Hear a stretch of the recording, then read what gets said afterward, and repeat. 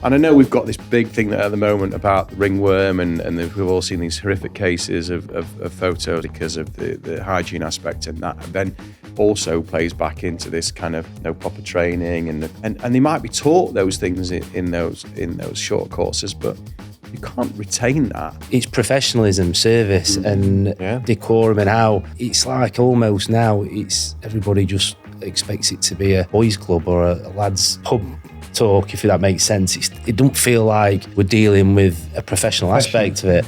The industry is getting really, really young. I'm glad you said that. When I say it, it sounds terrible.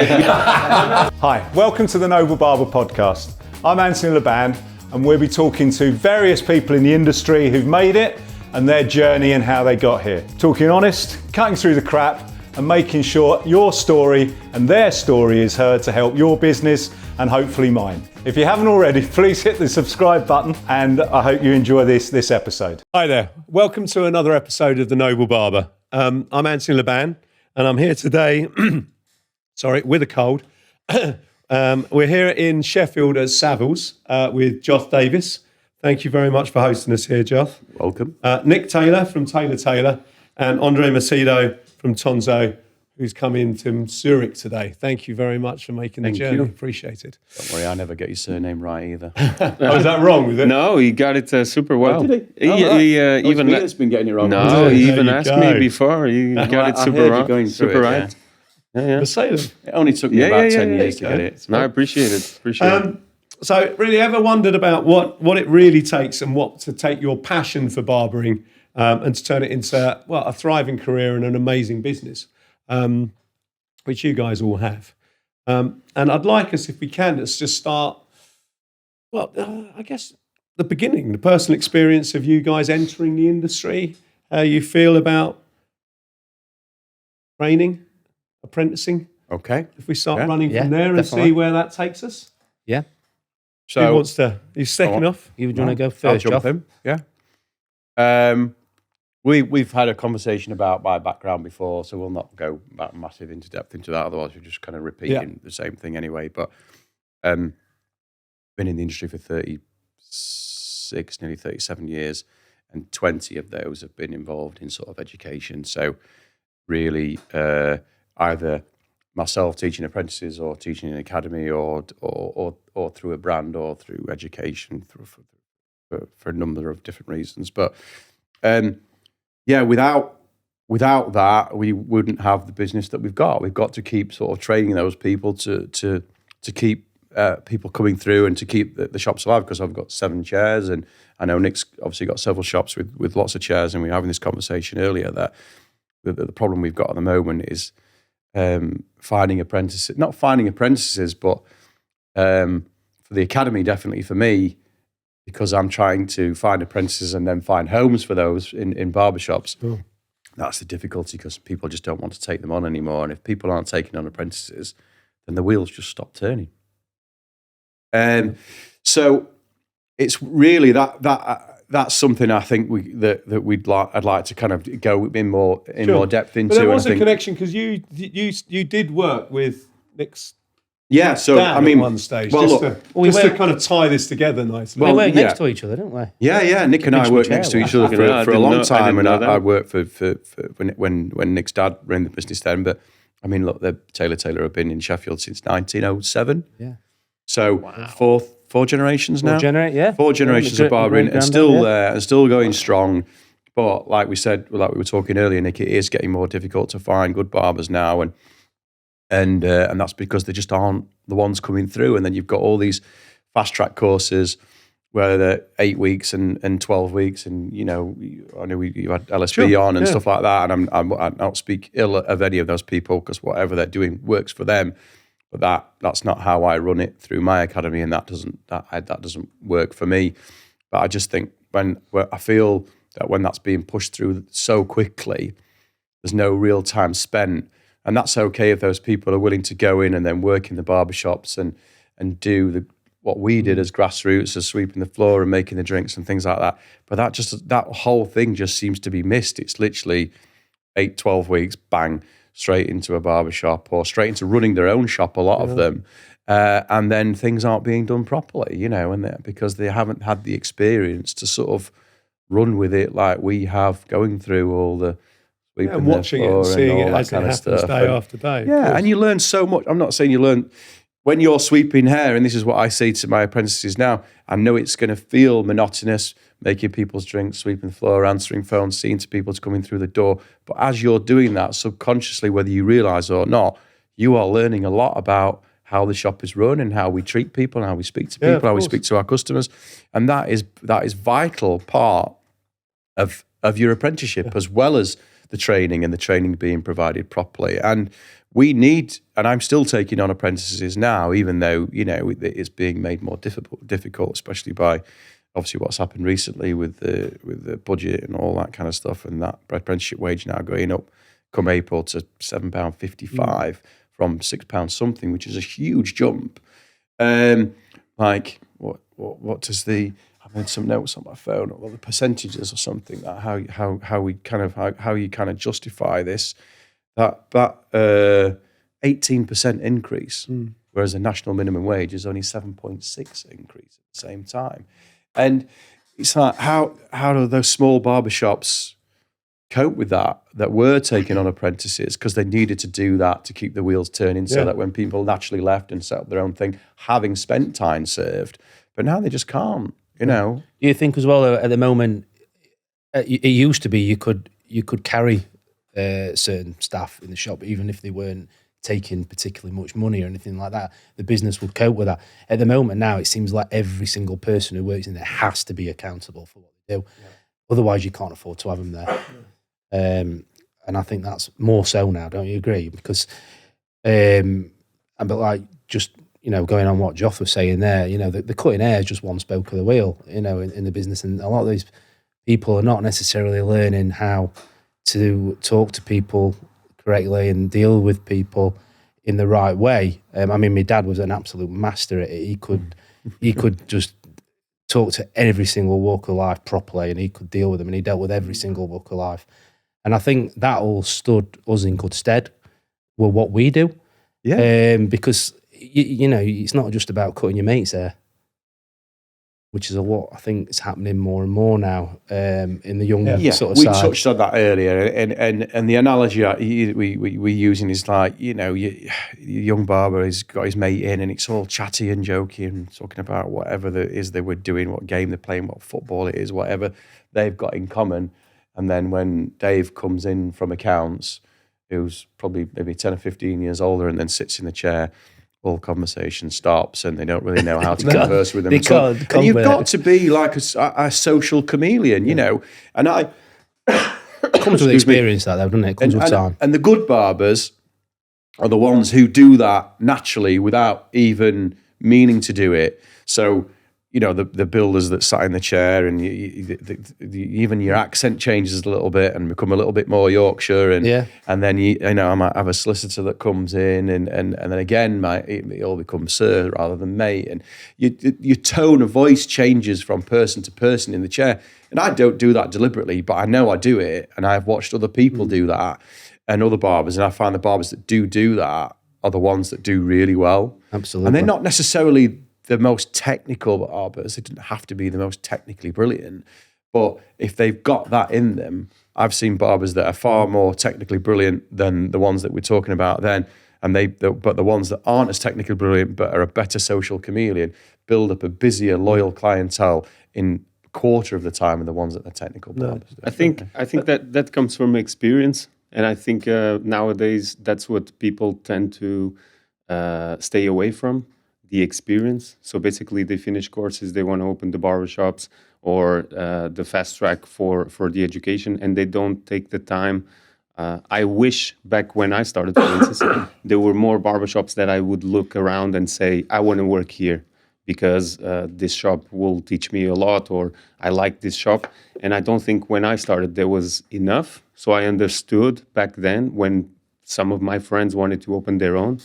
But I think nowadays, especially nowadays, there's so much, like so many barbershops there are incredible, with incredible barbers that you can go and learn from, not just the hair that we were saying. That there's so much that you can learn, either business or social skills and everything. And I think us younger people coming into the industry, because these guys kick my ass. Like I've been in the game almost 10 years, and these guys been in the game 20, 30 and plus years. And I think nowadays there is a lack for coming down a little bit from the horse and actually, hey, I know where I want to go, but let me, like, it's going to take time. It takes time. And I speak a little bit from the experience, because that's what I wanted to do when I started. I wanted to eventually open a barbershop, do education and all that jazz, but I didn't want to put the cuffs in and kind of like open the shop with no experience, not knowing anything, and kind of have this idea of I made it, when in reality I was kind of starting out. Yeah. And that's why I then, with a year experience, I reached to Joth a couple of times actually. And basically, like, what I got from Joth was that sort of like the education part, maturing a little bit, and the connections as well, the networking you can do with all those people that they open doors before you even started or something, and they can do that for you as well. But why do you think? I agree. But why do you think our industry seems to be obsessed that we have to fast track, or so much of our industry is about fast tracking? If you look at, kind of car mechanics, plumbing, electrical, all these different places that have that set of traditional apprenticeships, they're still going through the same apprenticeship. You don't find a 3-week course become a qualified engineer in 3 weeks. You go and do a full apprenticeship. You get your certificate. So if you're becoming an electrician, you turn up with a certificate. Is it because we're not certified? Is it because companies don't want to take on apprentices? Why do you think I would say this desire? There seems to be so many young people that want to get into it. So many people are signing up for these courses.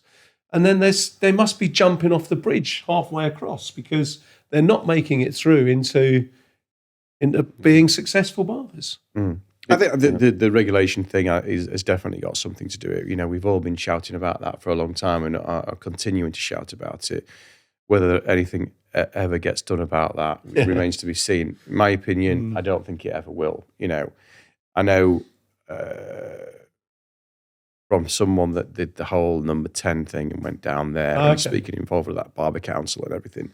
And then the word they got back sort of off the record was, well, nobody's dying, are they?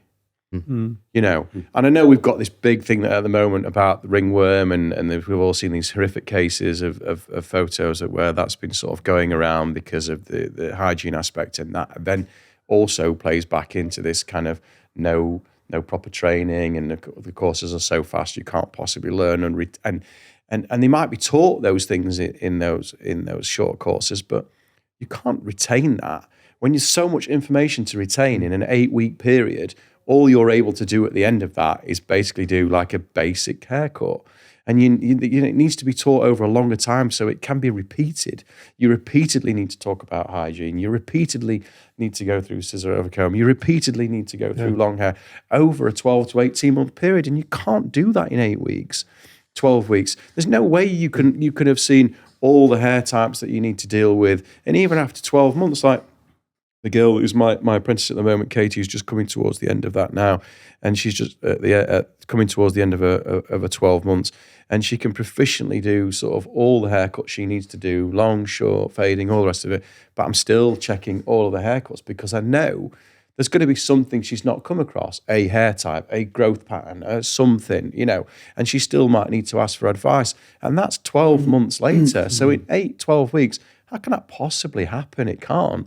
I'm not saying that those courses are wrong for whatever reason. I'm just saying that it's just not. It's not doing the. It doesn't seem to be doing the industry. Obviously, I've had a conversation with many, but they're, even if you see them as a start point, that these guys are turning up. They've done 100 haircuts, say, over a 12-week period. It's the start point. Yes, and I think if we take an imaginary perfect world. If I had someone who turned up who's done 100 haircuts and still passionate, still excited, has committed £6,000, £7,000 to do it or whatever it's cost him, and still wants to do it, surely that's a reason for me to want to take them on and continue the training. I have done that. Yeah, I have done that with people from LSB. I've had a couple of people where they've gone through that course and I've gone, okay, well, you've not quite got what you need yet, but there's some extra training that needs to be provided. And I've gone, if you know, we'll work with me, we'll get you to where you need to be. And I do like a month's worth of intensive training with them. And then at that point, you know, if they've shown the right aptitude and they've worked with me to get where they need to go, then I take them on. And then it's like, then I continue to work with them and checking their haircuts. But every time that's happened, and that's 2 or 3 occasions, they've given up. Because they just feel completely out of their depth because I am so particular about the work that goes out in the shop that I don't know whether it's just they just think, oh my God, he's nitpicking, or I'm never going to be that good enough. And I've gone, no, we will get you there. You're getting there.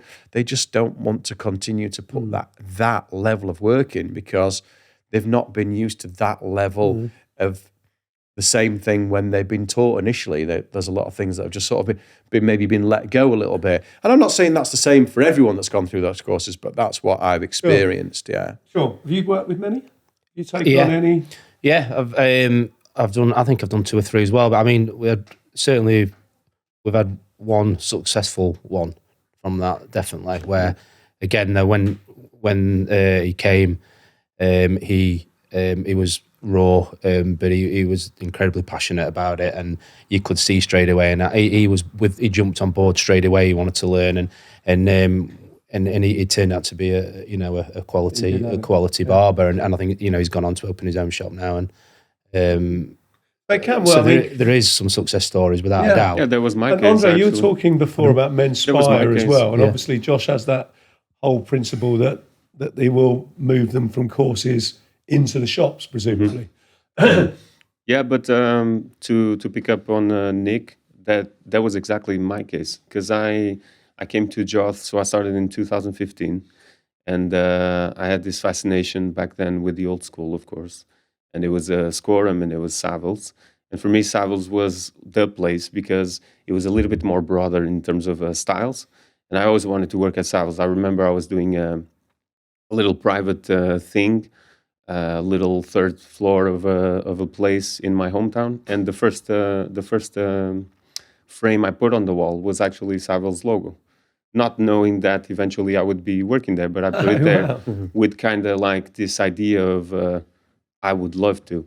And then he was looking for an apprentice a year later, and I sent a message to apprentice, and I was cutting for a year, but it was the idea of I want to work in this place because I want to grow here. Like they can teach me something that I would never get anywhere else. And then because it was apprentice, low pay and stuff like that, at least for the standards of me moving countries and stuff like that, I took too much time, and they found somebody. Then after a few months, they were looking for a barber, and I was like, hey, still the same person, but I am a barber. I know I applied for apprentice, but I would love to work in the shop. Anything. I just want a position. And they didn't answer me to that. I don't know, they were frightened or whatever. And then came about Barber Connect. They were looking for models.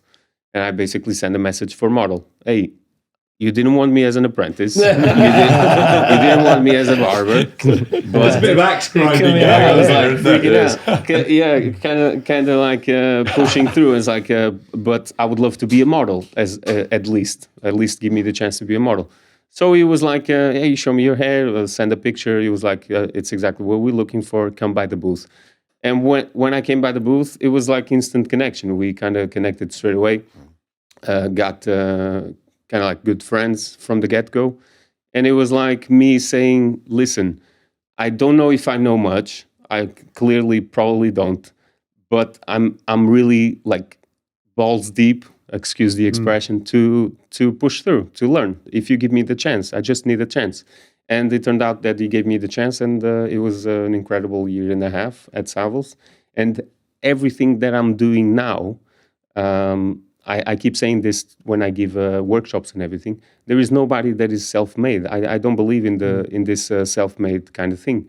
And you can do a lot for yourself if you connect with the people and if you give yourself time. Like it took me like now almost 10 years to be working with the brands I'm working with and everything. And most of it, or a lot of it, comes from people like Joth and people that I met along the way, to give myself time. Like, it will come, but I need to do this first, and I need to learn this first, because it's not just about the haircut.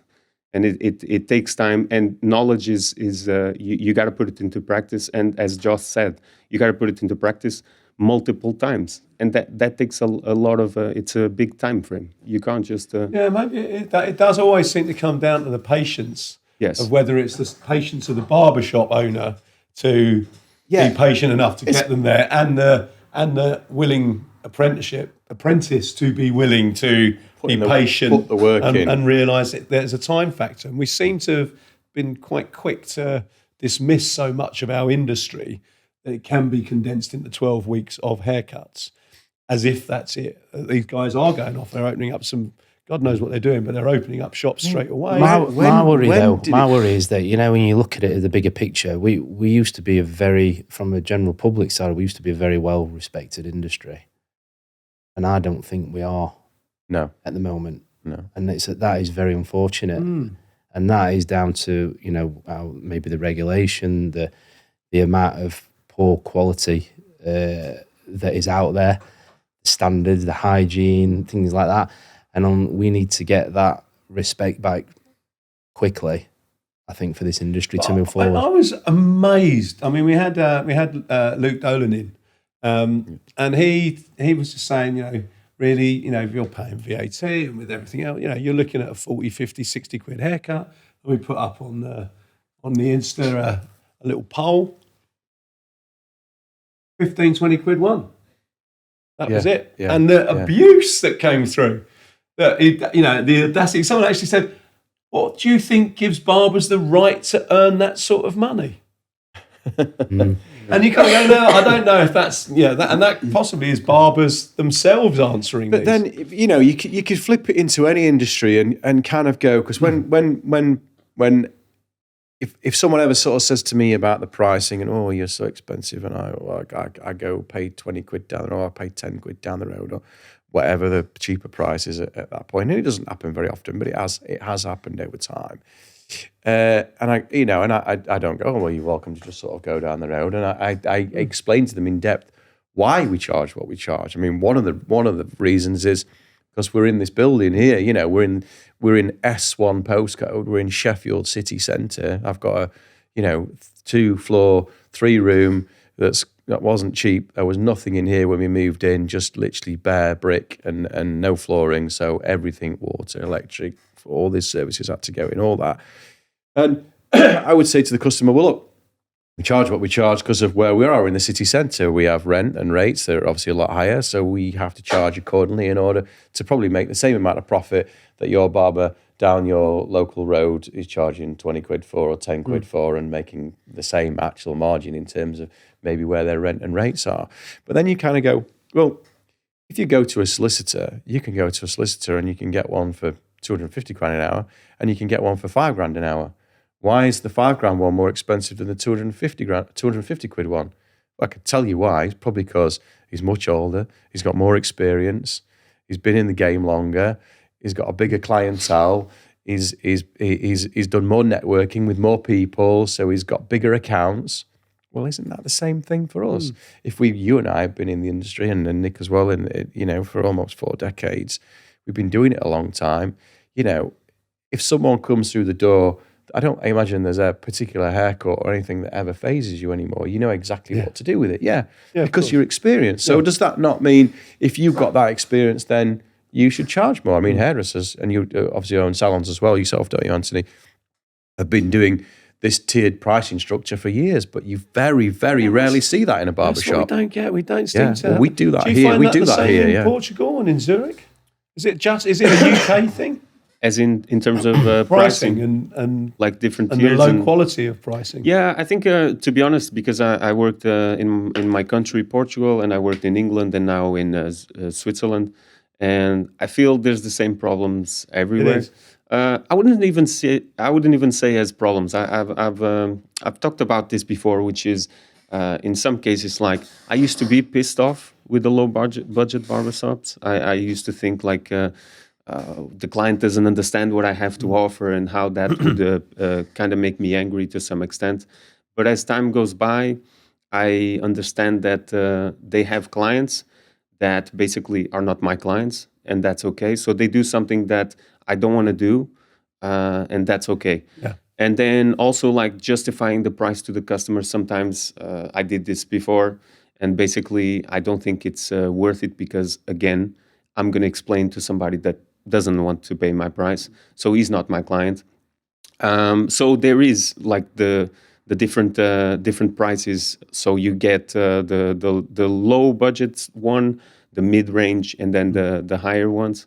And I think it's the same everywhere. I do feel like, picking on the respect of the industry, Nick was saying, I feel that there's a little bit of a different ball game. Maybe it's connected to price. Sometimes like the respect is lacking because the price is low, and then the shop kind of like going to McDonald's. You're not gonna argue on the burger because it's a McDonald's. So basically, it gives the freedom sometimes for barbers to behave a certain way, and then the price justifies, and nobody's going to complain. Is it price, or is it more just about the fact that we're saying standards are slipping, hygiene, that there isn't the kind of, I don't know. I mean, the word decorum's floating around my head, and I don't think that's the right. I don't think that's the right word. When you say standards, I think you've got 100 years of history floating around with you. There's some incredible barbers out there, and I mean, in Sheffield we've got some amazing barbers right across the city now. Some great shops.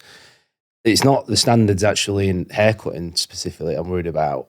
When I say worried, I'm worried, but it's professionalism, service, and decorum, and how everyone acts. It's like almost now it's like everybody just expects it to be a boys' club or a lads' sort of pub talk, if that makes sense. It don't feel like we're dealing with a professional aspect of it.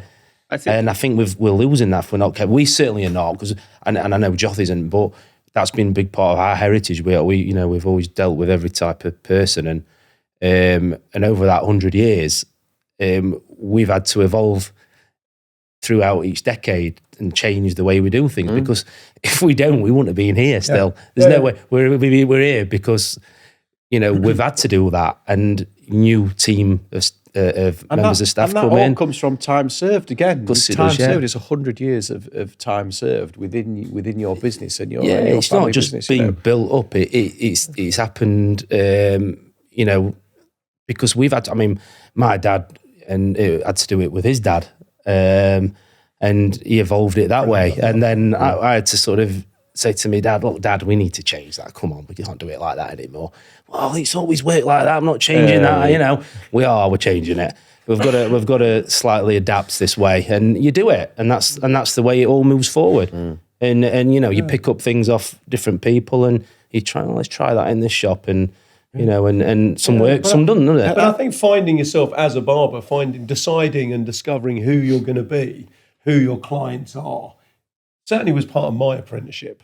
The journey that I spent qualifying really was a lot of, I found some barbers and some hairdressers that I felt I liked what they were doing, so I kind of lent a little bit more that way. And then there were people whose attitudes and the way they spoke to customers I really liked. There were the guys that just got massive tips. I was like, I'm doing that. And I was kind of I was taking all these bits from each other to kind of create who the barber, who the hairdresser I am, what I'm going to be doing, and how I'm going to approach it.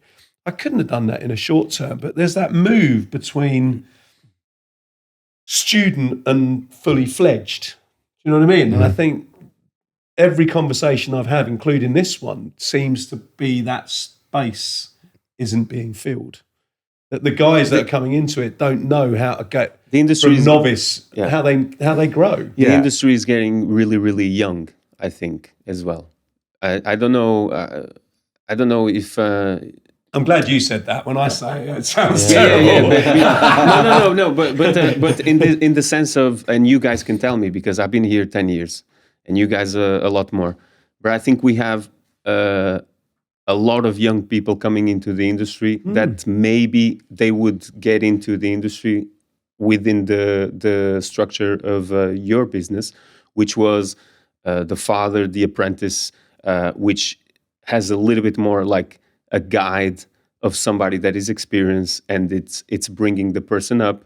And nowadays, with the fast courses and everything, and all the popularity of barbering, plus the young generation, plus society, because I do feel society is instant gratification. So all this combination, I think, if we don't have also good leaders in the industry, because most of the people, like, I think it comes down, or they waters down from what the big names are doing. And I think the big names have a responsibility to kind of guide in the best way. And for you guys was in the apprentice kind of thing. And nowadays, because the industry changes and times change, is social media. And I feel that social media is a way, it's not an apprenticeship, but it's a way to guide people to a better place. And you do that by setting an example. So if you have a flashy guy that just does that kind of thing and promotes X, Y, Z, then that is what's going to come out for the young guys as well, because they look at you as a person to follow. I think you do that really well through your social media channels as well, because I don't know if you've seen what Andre does through his social media, because he doesn't do really any hair cutting or any. It's just all really talking about what he knows and what he's learned over the last 10 years and how he thinks that that things should be dealt with. And I know you've said this in one of your feeds, and I think Johnny said something as well, where there's a lot of barbers out there now that just kind of think that the customer's the problem, and as soon as the customer's gone, there's all this complaining about the customer and all this, that, and the other, and just kind of not realizing, like, without these guys coming through the door, there's no shop, and without the shop, you haven't got a job, and then there's no, 100%. You've got to start, treating your customers, in the right way, whether that's someone you get in with or not, you treat them all the same. You kill them all with kindness, and it's all, sir, please, thank you. Yeah, I still find the videos of mocking quite. I do find it quite hard to watch. I hate it. And by all means, most of my clients have become really good friends of mine. Yeah, they do. They pay proper money, and I look forward to seeing them in the next month. And if they're not in the following month and they miss me, I'm like, what happened? What's going on? You notice when your client's not been in that 4 weeks is coming later, and mocking, and I still love it when I get a new client. I mean, I must admit, when I tend to get a new client these days, it tends to be a guy who's having a problem.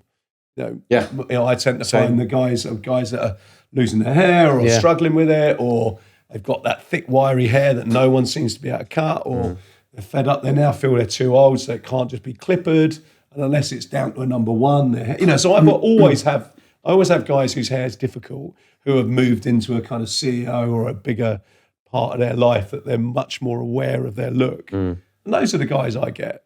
And I'm really respectful to them. They're really respectful of me. I mean, it's... And so you should be there. They're paying your wages. Of perspective. Like, if you would joke with your client behind the chair, like a joke that you would say, then I think it's okay if you sometimes use that in a social media environment, like a joke. But I think sometimes it gets a little bit stretched. And it's the same of what we were talking about when it goes to the flashy thing and everything. Because I do feel that there's still room for... One thing is the industry, one thing is the craft. And the craft is not, I'm an artist. The craft is service. Yeah. And that was barbering like 10 years, 20 years, 100 years ago. And I feel that sometimes it gets, the industry kind of outshines the craft. And then you think that the line gets blurred out. Yeah. And then you bring that to the shop. And I don't think that's the way to go. I mean, there's discussions and the things that we're talking about now, and you've been talking about in your podcast. I mean, you go back when Granddad was in the shop, and cutting hair in the blackout and all that kind of stuff. This conversation we're having now wouldn't even be a thing. No. Everyone got treated like kings, they did. And that's been passed down to your dad and then passed down to you. And although you've not had the opportunity to work in loads of different shops that are not your own, you've still got all that service element in spades because of time served. And I've worked in lots of different shops. I worked for Nick's dad, and I've worked in loads of different barber shops and salons as well, because I was a hairdresser before I was a barber.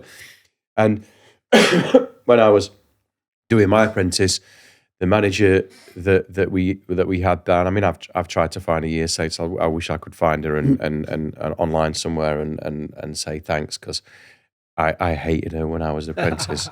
She was horrible, but she ruled the roost, because this was like remember the House of Fraser store, and it was on a House of Fraser store in Sheffield, and they had one on the second, third floor, 40 staff.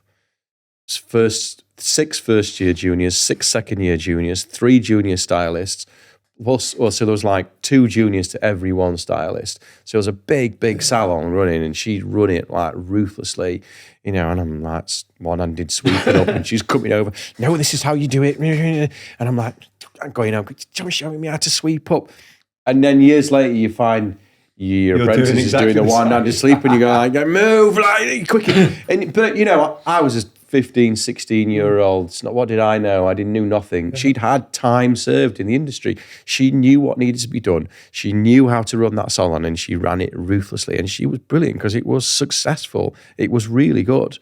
And that was part of the SNL group, which was the Salgam and Lads, which I went on to have something like 60, 70,000 salons worldwide, that group. Whoa. It became Regis and Alan Paul and all those things. And I went back to work for them years later.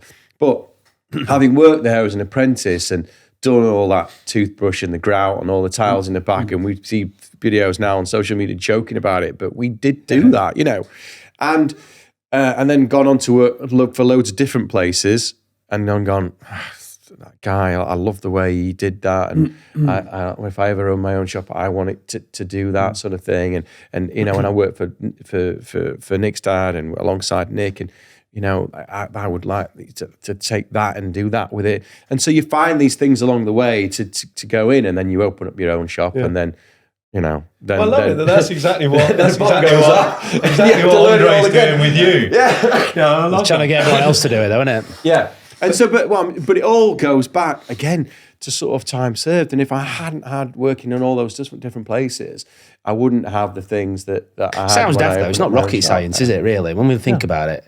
We're here to make people feel with look great. Do you pass that on? Do you feel there's a big change in the way you apprentice compared to how you were apprenticed? Well, the problem is they're that sensitive now. Everyone is so much more sensitive than they used to be. You've got to be careful what you say to them. So you can't talk like what we used to. If you do, you probably get the parents on the phone and all sorts. So you've got to be a little bit more careful. But I'm not. I don't know I ever enjoyed the way I was spoken to. I don't. So I do think we're not in Gordon Ramsay's kitchen, are we? But you must have had the same sort of apprenticeship. My staff are very respectful of me, and I'm very fair and I'm very honest with them.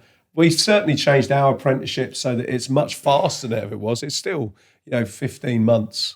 Because I don't believe you can do it. But after 15 months, they can work alongside me, and I'm really proud of them rather than terrified of them. I think our generation... That's something we needed to make it faster and more bite-sized and more interesting and tastier for them. Yeah. I spent a lot of my apprenticeship being wasted, not in a good way. Well, a lot of them are still like that, but I think our generation is probably a lot softer than.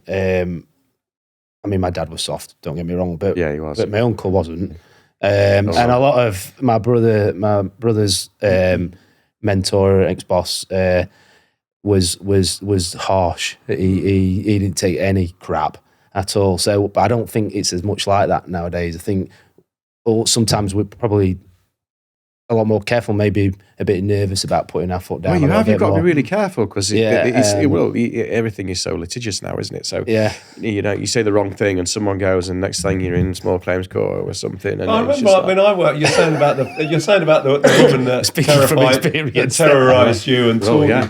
I was taught by a fantastic guy called Ian Dobson, who again I've lost touch with. I'd love to find him. I'd love to get you on the podcast, Ian.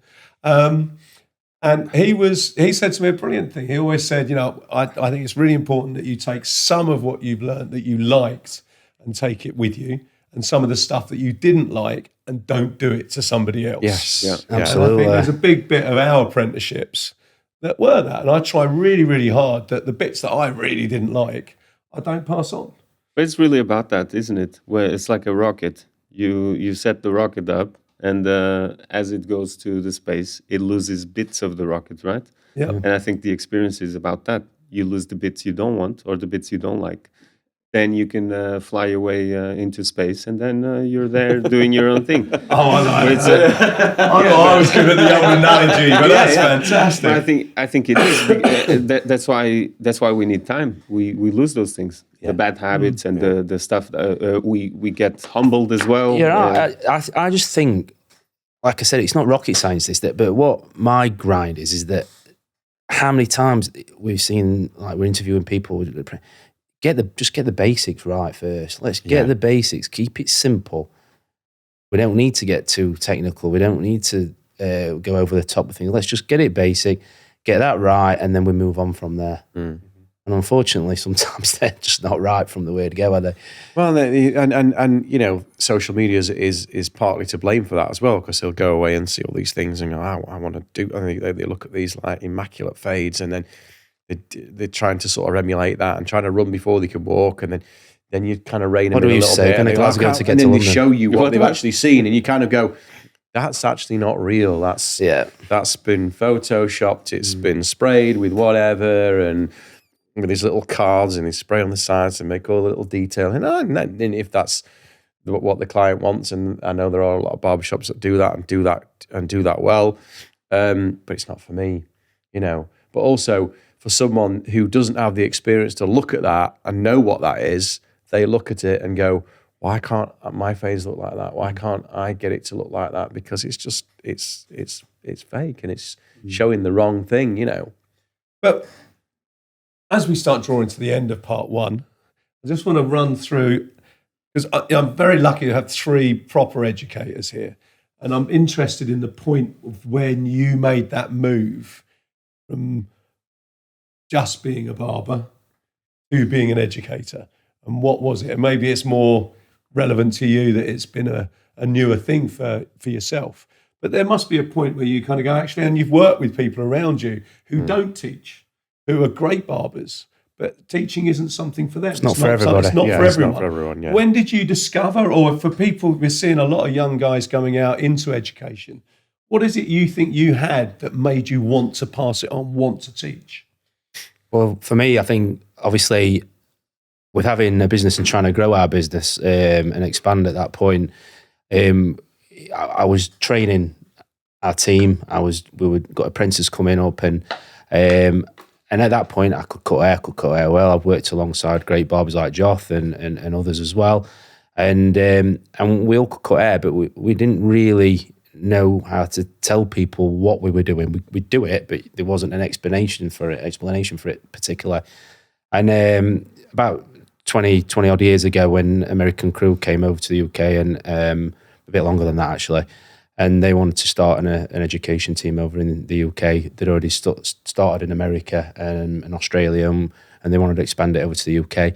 And I was asked by my rep at the point of view, would I be interested in getting involved? And I was going down to London to the Sykes Academy in Covent Garden, and which is where I met Ian Harold for the first time all those years ago. And then I thought, what am I going to learn here? You know, and they wanted me to do this 3-day method course, and I did it, and I was blown away by it, and I just loved the whole. I was talking about this earlier with the structure of it. The first time that I'd come across an actual structure and a method and a technical program of how to cut men's hair properly.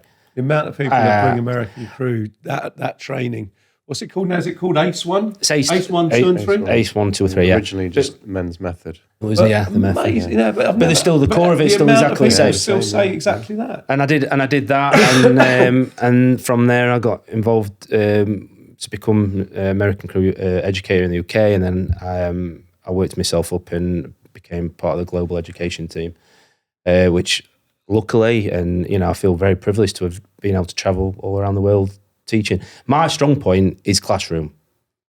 I love being in a classroom environment, teaching one-on-one.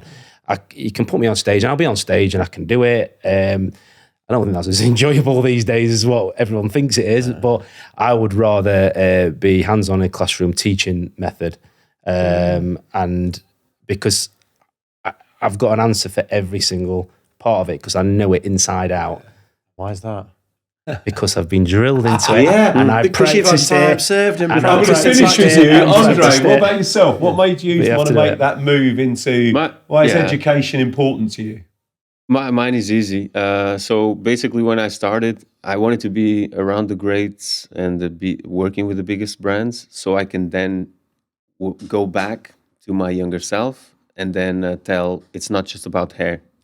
So basically, I wanted to get better, so then I can teach other people about stuff that is not just the hair. It's just like the soft skills and all that jazz. And I think Denzel Washington says, first you learn, then you earn, and then you return.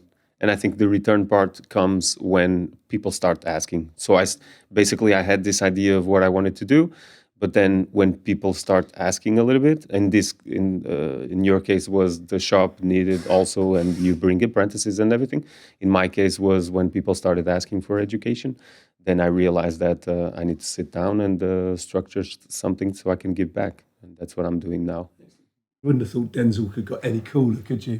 He is now. What about yourself? Well, mate? so mine was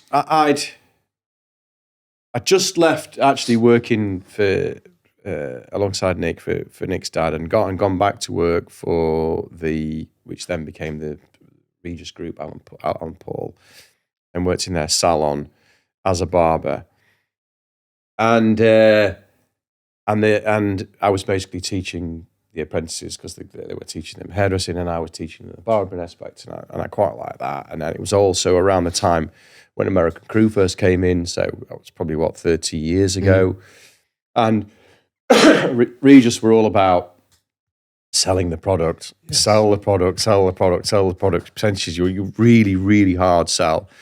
And so I was selling shitloads of American Crew, and then they did all these sort of prize things, didn't they? If you sell so much, you get this and get that and get this and get that and all the rest of it.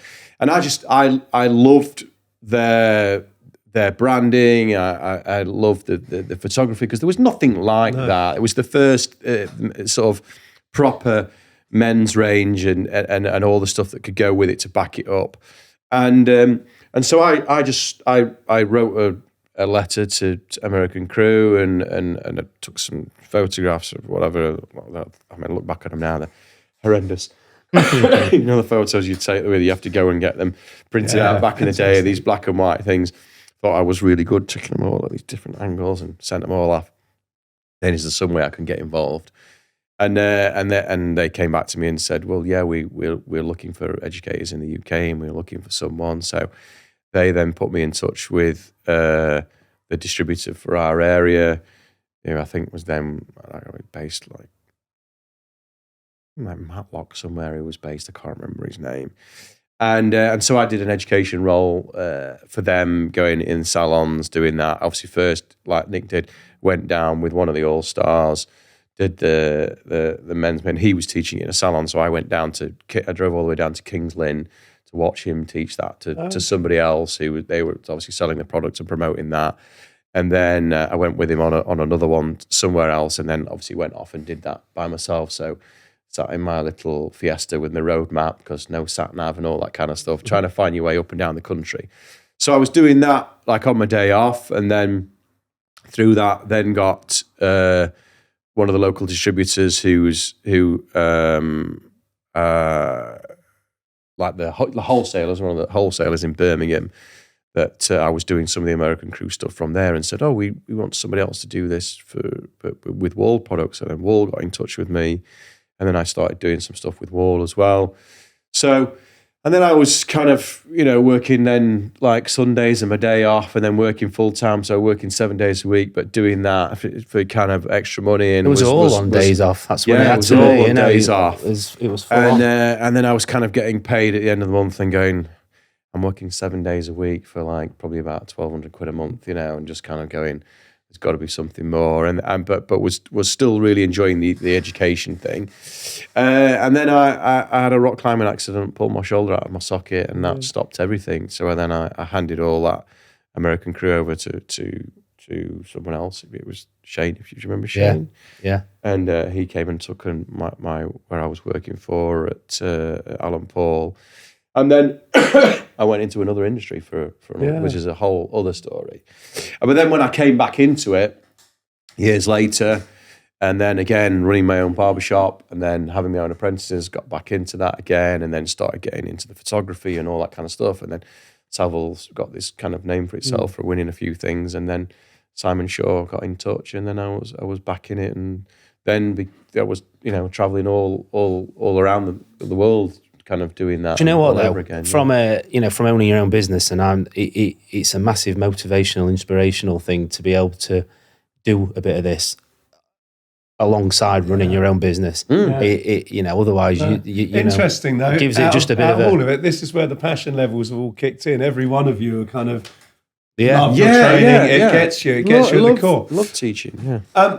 Great first part, guys. I'm gonna steal Denzel's final words just to say, learn, earn, return. I think that's exactly what everyone should do. I hope you come back for part 2. Many thanks. Welcome to the Noble Barber Podcast. We're always looking for interesting people and interesting stories. If you know someone or you are someone with a great story that you want to share, get in touch and come join me on the sofa. Thanks very much for listening. I hope you've enjoyed the episode, and we'll see you next time.